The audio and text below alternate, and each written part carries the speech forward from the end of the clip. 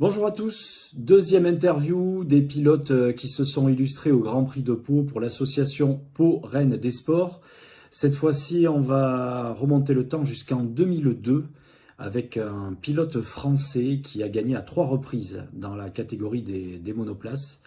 Pour 1999, il a gagné en Formule Ford, il a même eu le titre. L'année suivante, en 2000, il a eu le titre en Formule Renault, il a gagné à Pau. 2001, il a fait une première année de Formule 3 et 2002, eh bien, il a gagné. Il a gagné le Grand Prix de Pau et il a gagné le championnat d'Europe de Formule 3. Il s'agit de Renaud Derlot. Renaud Derlot, alors si son nom ne vous dit rien, son visage ne vous est peut-être pas inconnu, si vous ne suivez pas le sport automobile de très très près, Renaud Derlot, tout simplement, vous pouvez le voir sur C8 de temps en temps, sur la chaîne C8 qui retransmet de temps en temps des grands prix de Formule 1 en clair. Eh bien, il y est speaker, entre autres, parce qu'il commente aussi d'autres courses, notamment les courses venant des États-Unis pour cette même chaîne. Renaud Derlot donc a une sacrée carrière en sport automobile. Il a commencé relativement tard le karting, mais par la suite il a vraiment eu des résultats tonitruants très très vite, comme je vous disais, donc dans cette catégorie monoplace, jusqu'à la Formule 3. Par la suite, il a pris un tout autre chemin pour sa carrière. C'était difficile pour ces pilotes de cette génération. Je vous rappelle qu'il est né en 1979, donc il a légèrement passé la quarantaine. Et il a fallu donc se recycler et trouver un autre défi. Et il y réussit plutôt bien d'ailleurs, et ça, il nous le racontera par la suite. Pour ce qui nous concerne, Renaud Derlot, bonjour. Bienvenue donc sur cette interview de Pau Rennes des Sports. J'aimerais dans un premier temps que vous nous parliez de vos premières impressions lorsque vous avez mis pour la première fois les roues sur la piste de Pau. Est-ce que vous y étiez déjà venu en tant que touriste auparavant, dans un tout autre contexte, ou est-ce que vous avez vraiment découvert le Grand Prix automobile de Pau en 1999 lors de votre première course de Formule Ford? Salut Pau, Rennes des Sports, salut Seb. Bien écoute, figure-toi, la première fois que je suis venu à Pau, je suis pas venu poser mes roues à Pau, mais je suis venu voir mon papa rouler. Parce que mon papa était pilote entre 73 et 1991. Donc je suis venu à multiples reprises à Pau. Et pour faire matcher avec votre question, j'étais venu à Pau avec des yeux d'enfant. Je voyais ça un circuit gigantesque. Et ma première surprise, quand j'ai fait le tour avec ma voiture de location pour essayer d'apprendre au milieu de la nuit le circuit, j'ai trouvé ça très petit, très étroit, les trottoirs partout, les rails évidemment, mais c'est vraiment le truc qui m'a vraiment sauté aux yeux. J'avais un souvenir. J'étais pas venu depuis, je sais pas, 85, 6 ou 7, quelque chose comme ça. Et je voyais ce truc énorme. En fait, c'était tout petit, tout serré, tout très difficile pour les pilotes. Voilà, c'est un peu la première image que je garde de Pau. Après, j'ai une petite anecdote sur ça, cette fameuse nuit où je suis arrivé à Pau et j'ai dit, voilà, je prends la voiture de location, je vais... euh, euh, D'ailleurs, pour la petite anecdote, je n'avais pas le permis, mais j'ai pris la voiture de location de mon papa. Et j'ai roulé. J'étais venu assez tôt pour reconnaître le circuit et j'ai roulé. Je sais pas, j'ai dû faire une trentaine de tours au milieu de la nuit le mardi soir, je crois. Et j'avais avec moi Bruno Besson qui a fait deuxième du Grand Prix de Pau en 2002. Et, euh, et on a tellement limé le circuit. En fait, les gars étaient en train de repeindre les trottoirs en blanc et tout. Et le lendemain matin, quand on est arrivé au paddock, avec la voiture de loc, le flanc des pneus de la voiture de location, ils étaient tout blancs. Ils étaient tout blancs. Il a fallu acheter UI Spirit en panique, nettoyer la voiture. Enfin, c'était un peu la galère. D'autant plus qu'en fait, à cette époque-là, j'étais sponsorisé par une agence de location, par une grande compagnie française qui s'appelle ADA, Location Véhicule. Et bon, ça avait fait un peu toute une petite histoire. C'est une petite anecdote de mon premier passage à Pau. Voilà. Donc, victoire en Formule Ford, le titre. L'année suivante, vous n'avez pas perdu de temps. Formule Renault, victoire à Pau, le titre. Est-ce que vous pouvez nous raconter succinctement comment ça s'est passé pour ces 2 premières saisons, avec notamment peut-être des anecdotes qui pourraient nous intéresser, et on parlera de la Formule 3 juste après. Renaud, c'est à vous. Alors, succinctement, mes 2 premières victoires se sont plutôt bien passées. J'avais eu 2 années compliquées avant la Formule Ford, ma première année de Formule Ford et l'année de campus, où je crois que je suis jamais rentré dans l'entrée des stands des 2 week-ends. Donc je me suis dit pour 99 et 2000, je vais essayer de faire l'inverse, je vais essayer de partir tranquille et au moins ramener la voiture à chaque fois. Voilà. Et ça s'est soldé par 2 victoires. Renaud, on y est. La Formule 3, une première saison donc chez Signature pour apprendre. Deuxième saison, on a changé les couleurs, on est chez Arta. Et ce coup-ci, c'est le bon. Avec a priori un début de week-end qui n'était pas gagné du tout, puisque vous étiez blessé, d'après ce que j'ai compris. Vous aviez un problème aux chevilles, vous allez pouvoir nous le raconter. Et après la course, ça a été pas mal de gestion. Je crois qu'il y avait un tour rapide, un tour de soulagement, un tour rapide, un tour de soulagement. Enfin, ça s'est passé à peu près comme ça. Vous avez été bien aidé au début avec Tristan Gomendi qui avait calé au démarrage, a priori. Mais enfin, il a fallu gérer. Le public palois a retenu votre victoire en particulier parce que vous aviez une manière toute particulière de célébrer cette victoire avec des donuts au niveau des tribunes Alain Prost, mais aussi à Foch. Et vous allez peut-être pouvoir me le dire, j'ai cherché dans des archives si on avait une photo de ça. Est-ce que vous êtes monté sur le grillage juste devant les tribunes pour célébrer cette victoire? Vous allez peut-être pouvoir nous en parler. En tout cas, soyez prolixe sur la description de cette course et de ce que vous avez ressenti lorsque vous avez gagné à Pau. Vous allez peut-être pouvoir nous dire d'ailleurs qu'est-ce que ça veut dire de gagner à Pau et qu'est-ce que ça peut engendrer derrière. On parlera en suivant de la suite de votre carrière et de l'orientation que vous avez voulu y apporter. C'est à vous, Renaud. Ouais, alors écoute, la Formule 3, c'est bon, déjà une voiture assez extraordinaire à conduire, surtout dans les rues de Pau. Oui, bah oui, j'avais une manière spéciale de célébrer. C'était un peu un petit pari avec mon ingénieur de l'époque, Lionel Chevalier. Et oui, en fait, oui, j'ai escaladé la tribune tout simplement parce que j'étais à l'époque fan de Castro Neves. Et vraiment aux États-Unis, ils avaient des manières de célébrer. Voilà, il fallait absolument que je fasse ça comme ça. Donc je me suis amusé à faire ça. Une victoire assez compliquée, oui et non, parce que quand on est en tête, on a un avantage certain. Il y a 2 zones où on peut se faire dépasser, donc il faut être vigilant ici. Il fallait bien protéger. Ce qui m'a un petit peu mis en difficulté, c'est plutôt le safety car, parce que à la relance safety, enfin avant le safety car, j'avais quelque chose comme 8 secondes d'avance, donc j'étais vraiment tranquille. Il a fallu que je recommence avec des pneus qui étaient évidemment moins frais, donc il fallait attaquer et ça glissait un peu plus, c'était un peu risqué. Mais bon, c'était assez intéressant. Mais là, si je dois vous donner une anecdote, parce que c'est une vraie anecdote, le matin de la course, je ne sais plus qui diffusait la course, mais bon, bref, ils viennent nous voir, ils nous disent voilà, on veut installer la caméra sur la voiture et on voudrait un tour embarqué. Donc il ne l'avait pas fait pendant les essais libres, pas fait pendant les essais qualifs, et il me demande ça le matin de la course. Donc le directeur de course accepte que je fasse un tour, enfin que je sorte des stands et que je fasse un tour lancé et que je rentre.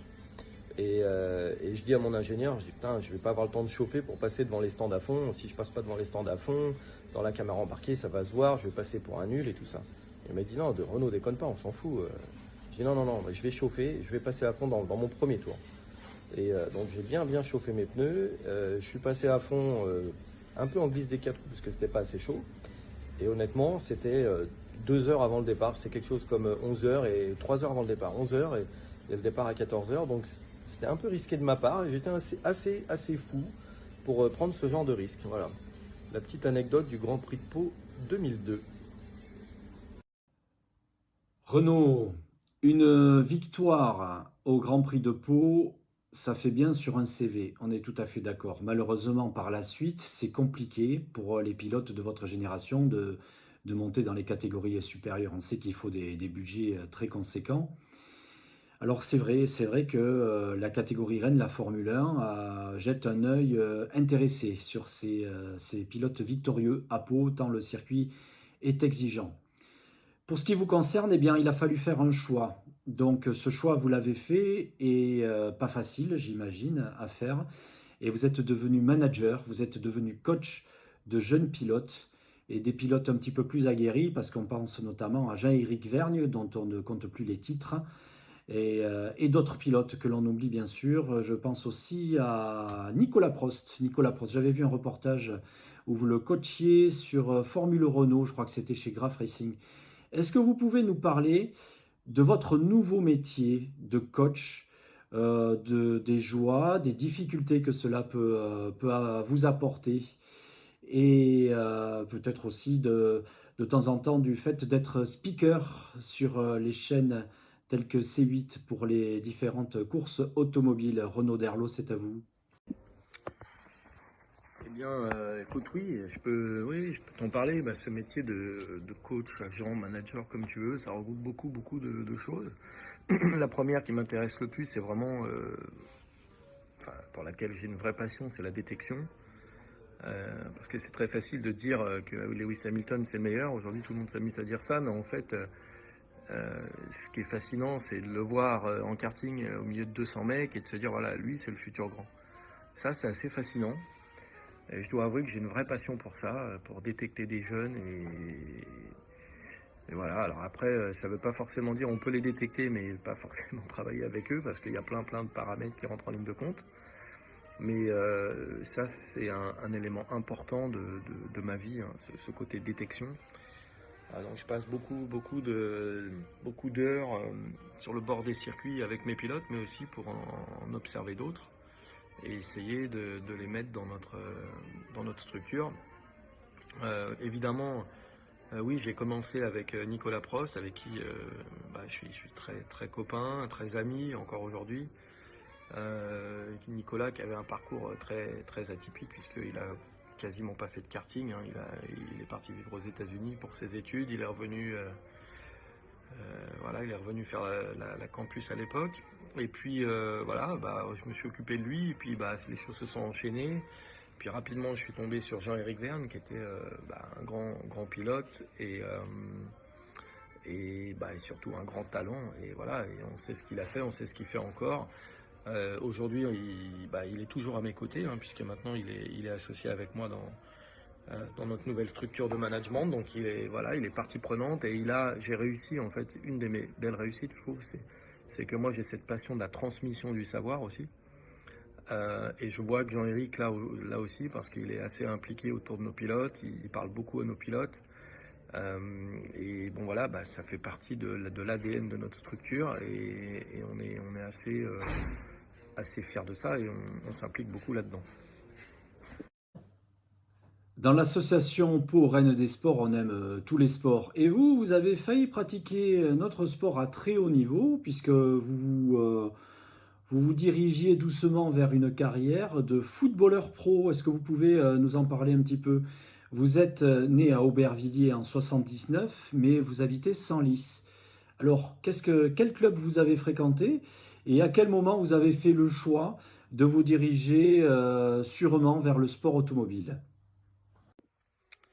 Alors écoute Seb, la question sur le foot elle est assez rigolote, puisque mon papa on était du 93, donc un ancien joueur du Red Star, dans les années 70, hein, au début du Red Star. Et voilà, moi en fait, moi je jouais comme ça en pupille, en minime, et puis un jour j'ai eu un peu l'opportunité de rentrer au Red Star.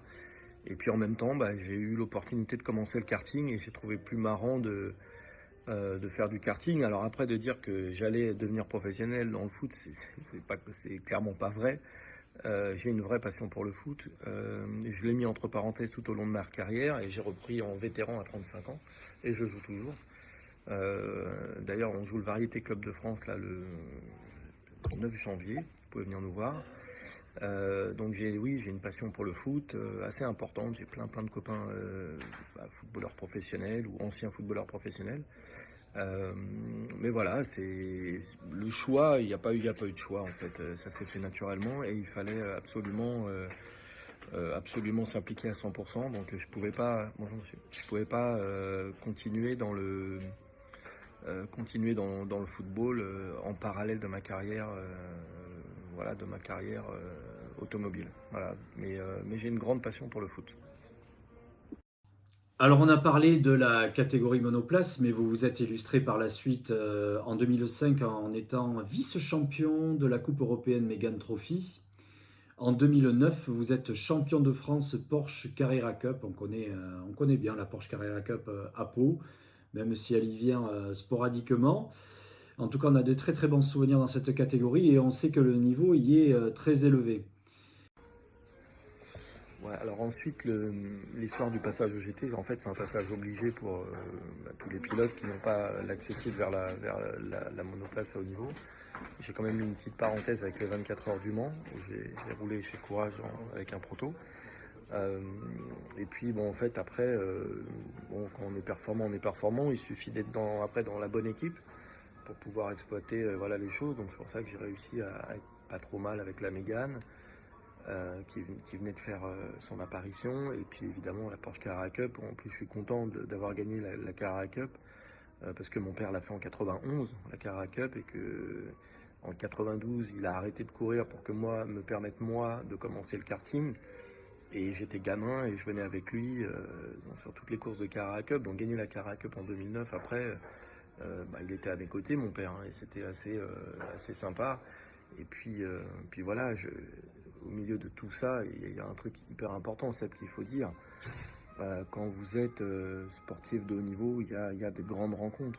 Et moi, ma grande rencontre, c'est Jean-Philippe Grand et le Graf Racing. C'est ma famille, c'est encore aujourd'hui ma famille. Et cette notion de transmission dont je parle de temps en temps, clairement, c'est Jean-Philippe qui me l'a donné. Et encore aujourd'hui, il ne se passe pas une semaine sans qu'il m'appelle pour mes pilotes et on échange sur la manière de gérer les pilotes et de leur psychologie, et les attentes, fixer des attentes et tout ça. Donc c'est important de te le dire. Donc Renaud Derlot, au plaisir de vous revoir sur le circuit béarnais. Merci de nous avoir accordé du temps pour l'association Pau Reine des Sports. Il était important que l'on vous interviewe puisque oui, vous êtes un personnage du Grand Prix de Pau avec toutes vos victoires et votre manière très particulière et communicative de célébrer ces victoires. Renaud Derlot, merci beaucoup et à très bientôt. Et une dernière petite vidéo qui est importante. Le Grand Prix de Pau a besoin d'exister. Il a été le théâtre de plein de belles histoires, de quelques petits drames, quelques déceptions aussi pour certains pilotes. Mais vraiment, j'espère qu'à nous tous, on arrivera à faire comprendre principalement aux Palois que cette course-là, même si effectivement elle a quelques nuisances, c'est aussi un patrimoine pour eux, et que réellement, moi j'y cours plus. Il n'y a pas de raison que j'y recours. Mais en tout cas, j'y viens régulièrement, même quand je cours pas, même quand j'ai pas un pilote. J'appelle le président et je suis évidemment, comme ancien vainqueur, je suis facilement invité. Et j'adore passer ce week-end à Pau. C'est vraiment une des légendes du sport auto en France. Et il faut vraiment que tout le monde se batte, et puis évidemment que tout le monde se comprenne et qu'on essaye de faire en sorte qu'il y ait le moins de nuisances possible pour les habitants. Je le comprends bien. Mais c'est vraiment, j'espère vraiment que vous arriverez, en tout cas vous avez mon soutien, et si je dois aider un peu plus que faire une vidéo, je le ferai. Voilà, Pau est dans mon cœur, à une place très très importante et très élevée dans mon cœur en tout cas. Voilà, à bientôt.